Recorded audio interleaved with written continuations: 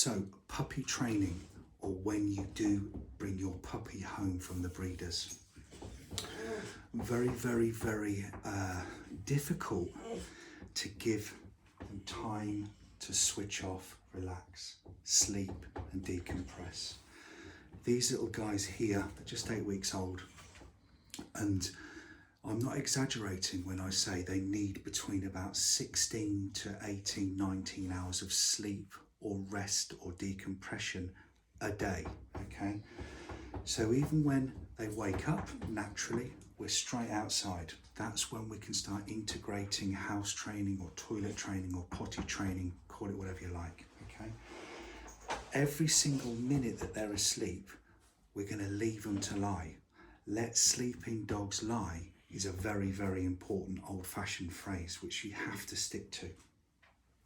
So these little girls here now, they've been out 5 minutes, scampering up and down, doing what we want to do, building a bond, building a relationship, and you've probably seen me walking up and down like the Pied Piper. That is them learning that I am the centre of their universe. Everything that is fun, positive, enriching, stimulating, rewarding comes from me. Not another dog, not another human, no other factor is equated into it. So as these girls get older and they grow naturally and become more mature, they look at me for everything. But the key thing is that you have to, after you've played with them in the garden or played with them in the lounge or done whatever you've wanted to do, they have to go back into their crate. So also what we're doing here is we're effectively crate training them. Slightly different because in 2 or 3 weeks, these girls will be out in the kennels with the rest of the pack. However, we still need to have them comfortable and relaxed within a crate for the time they go to the vets, for the time they get injured, for the time that potentially they may have a cut on a paw, so we're going to have to separate them and bring them inside the house for whatever reason. So a crate trained dog is not a dog that lives in a crate. That's cruel, that's immorally wrong.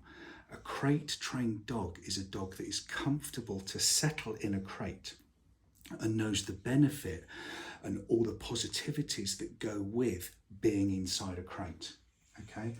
So whenever, and I don't know when it is, but I'm certainly not going to wake these guys up, whenever they wake up, out they go, straight out for a wee, for a poo, for a toilet, for a little bit of a scamper, and then as soon as they start to, do whatever they've done, or they're clear or they're empty, then they're straight back in their beds to decompress, destimulate, and just go to sleep.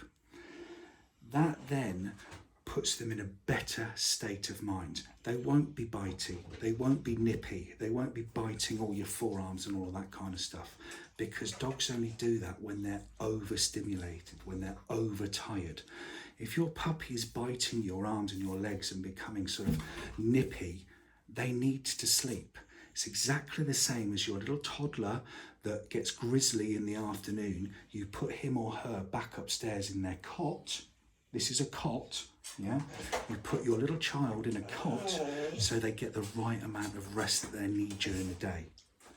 Let sleeping dogs lie.